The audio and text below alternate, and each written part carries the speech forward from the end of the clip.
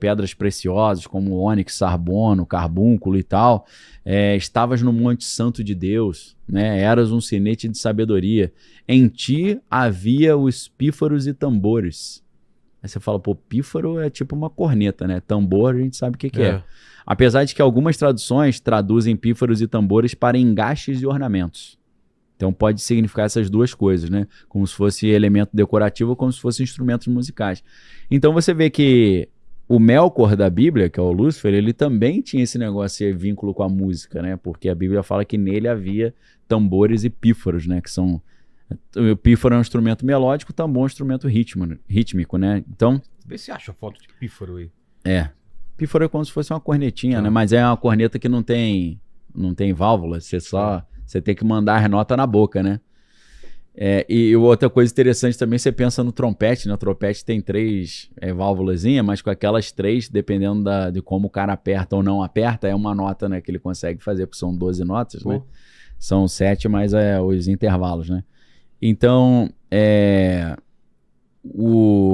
logo o início da história, para mim, já é uma história fascinante. Só que aí o que acontece?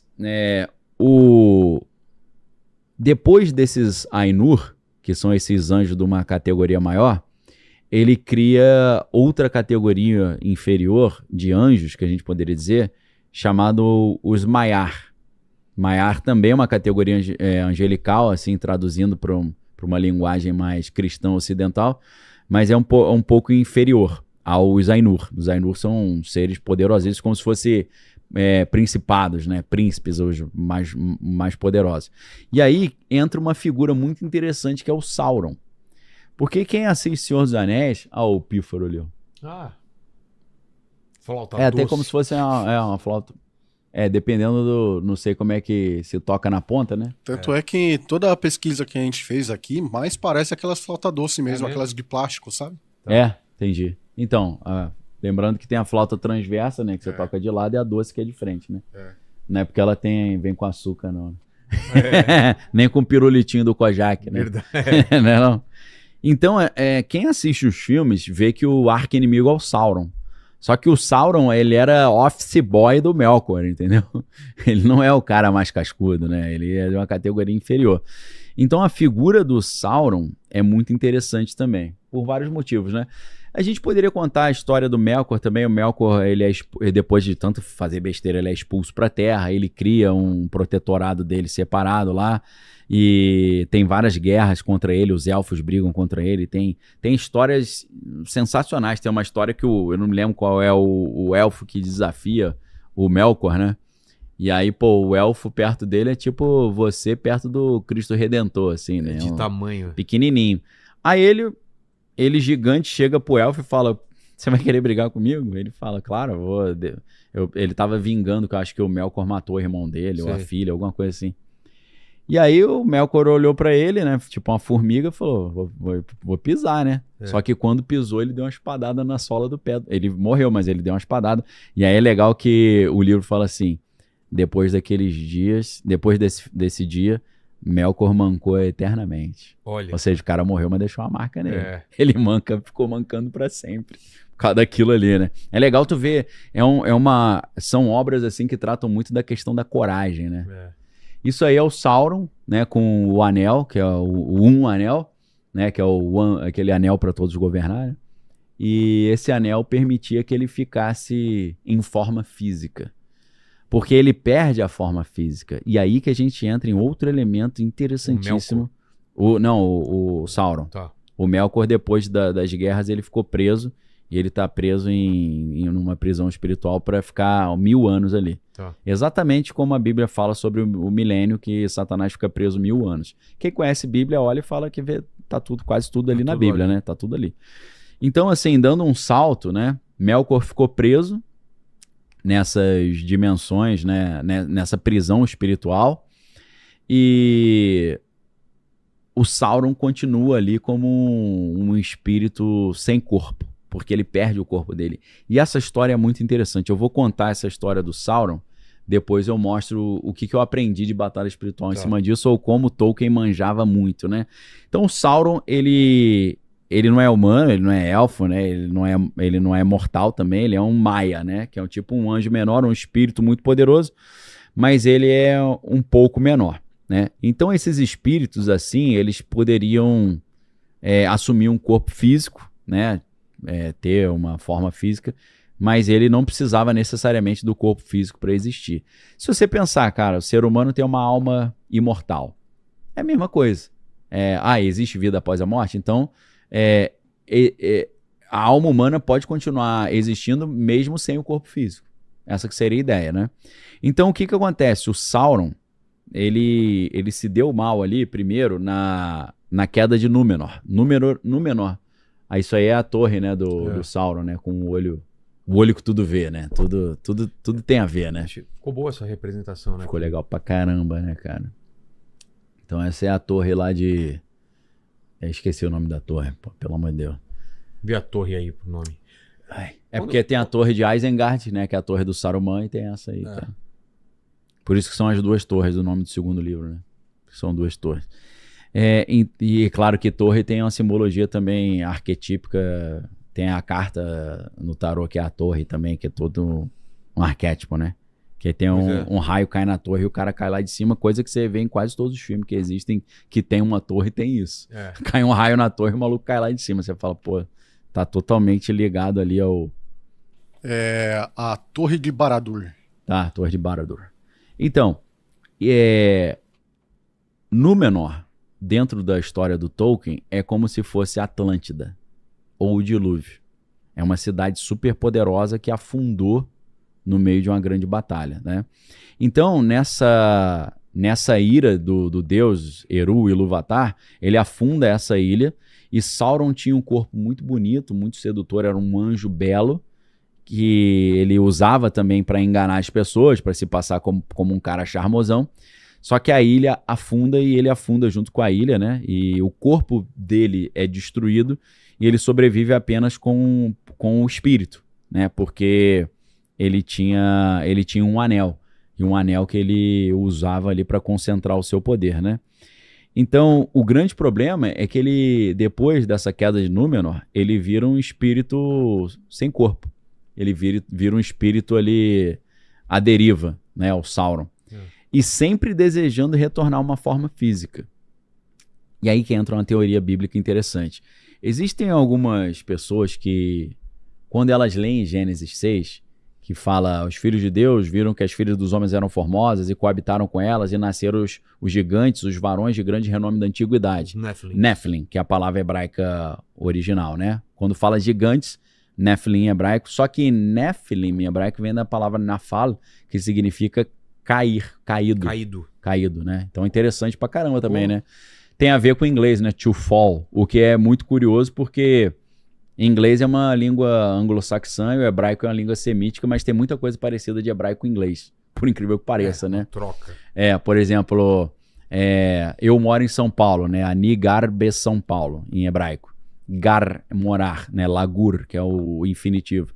E por exemplo, garage, que é garagem, é o lugar onde você guarda o carro, né? Gare, em francês, é a estação onde o trem fica parado ali, onde ele para. Então tem esse conceito também do nômade, que ele não mora, ele dá umas paradas, né? E parar, em hebraico, morar é gar. E tem gar em francês, que é a estação, e tem garagem, que é onde você guarda.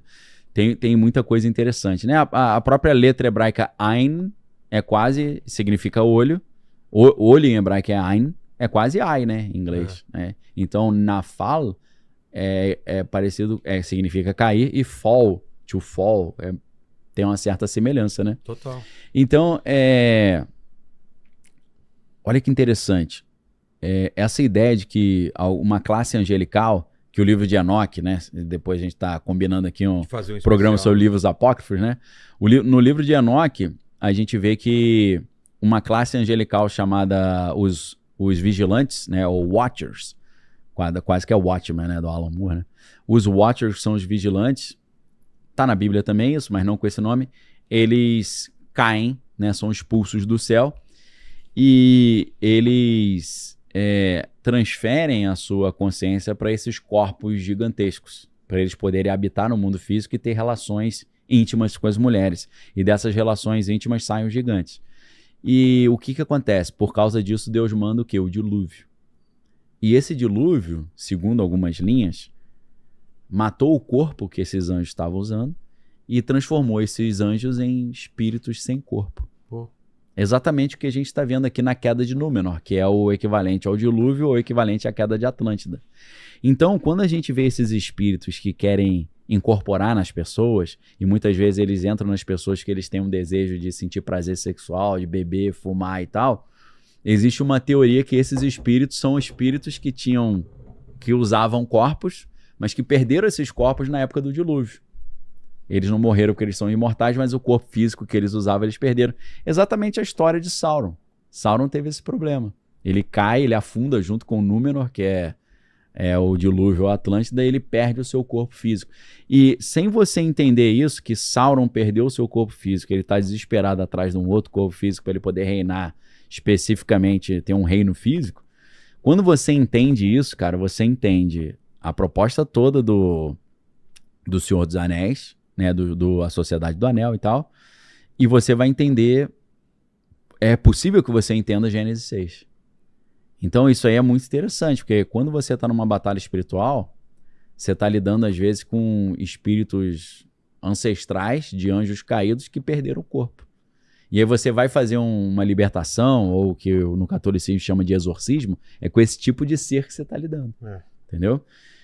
Seres que já tiveram corpos e experimentaram os prazeres do mundo material e agora, sem o corpo, ele não consegue fazer isso.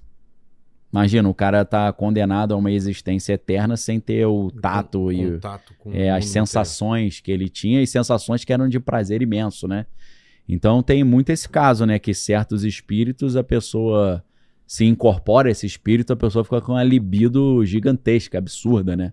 O cara vira um ninfomaníaco, ele não aguenta ficar sem ter relação, né? Porque a explicação seria essa, que esses seres viraram ninfomaníacos quando eles tiveram acesso aos prazeres do corpo humano, da vida material, né?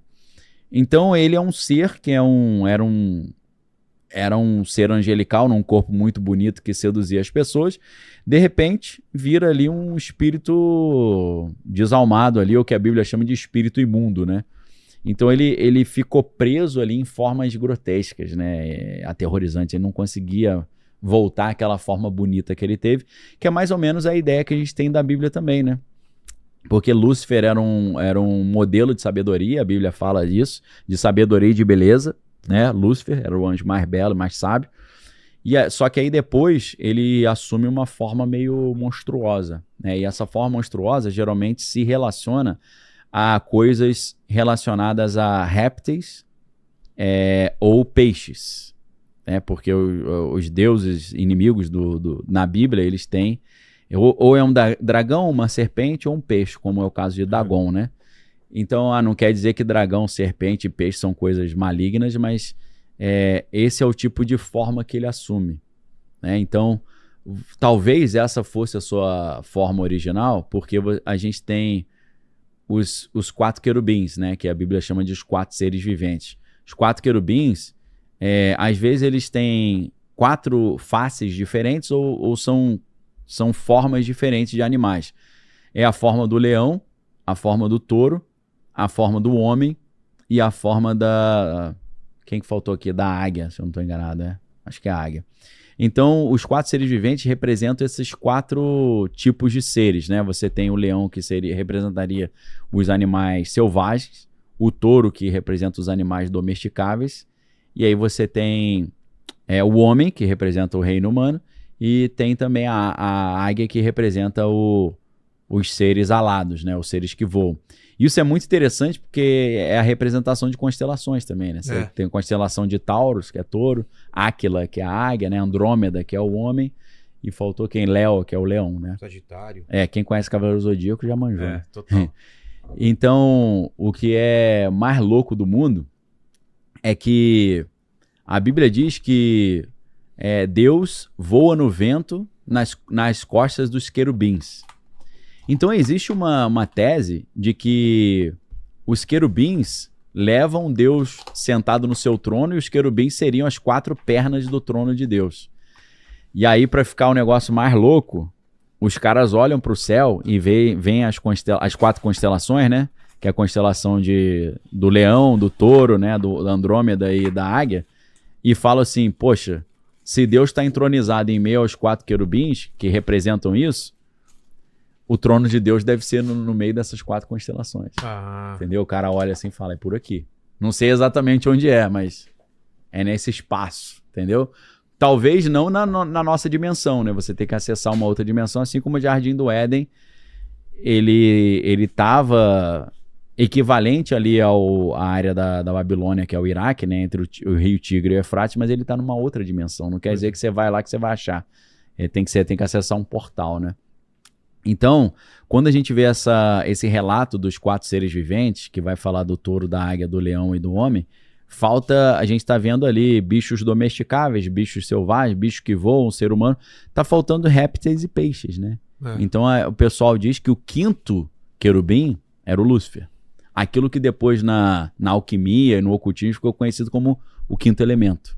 É mesmo? O 5º elemento seria o Lúcifer. O 5º elemento é a pedra filosofal, né? Que permite você transformar qualquer elemento em ouro, né? Então, até o filme O 5º Elemento, né? A gente já sabe que bebe um pouquinho nisso aí. Então, então qual que é o conceito? Por que a Bíblia fala o diabo, a antiga serpente, ou o dragão levou 1/3 dos seres? É porque ele tem alguma coisa relacionada a dragão, réptil, peixe. E aí, o que acontece? Qual é o nome do servo do Sauron que virou o novo filhotinho de Lúcifer? O servo de Melkor, Sauron. Tem a ver com dinossauro, né? Réptil. Entendeu? Sauron é a mesma origem que dá dinossauro, né? Que significa os grandes répteis, né? Sei. Então você vê como é que Tolkien tá te explicando a Bíblia de outra forma, né? E às vezes te fazendo gostar de um assunto que lendo a Bíblia ou indo numa igreja você não ia gostar. Muitas vezes até porque o líder não manja desses assuntos, né? Não consegue ensinar de uma forma interessante, né? Nesse ponto. Então, a história de Sauron é uma história extremamente curiosa nesse sentido, porque nos ajuda também a entender como é que esses anjos caídos operam. Alguns deles perderam, ou talvez quase todos eles perderam o seu corpo físico e precisam, para trazer o reino de Lúcifer para a Terra, corpos humanos. Aí a gente entra numa espécie de Avatar, né? Lembra do Avatar? Claro. Que o cara, para conseguir invadir um outro planeta, né? O planeta espécie. Pandora, o que eles fizeram? Fizeram um corpo híbrido entre DNA humano e DNA Na'vi, que é Notícia urgente. Você ainda não deixou um like, comentou e se inscreveu. Isso é uma vergonha.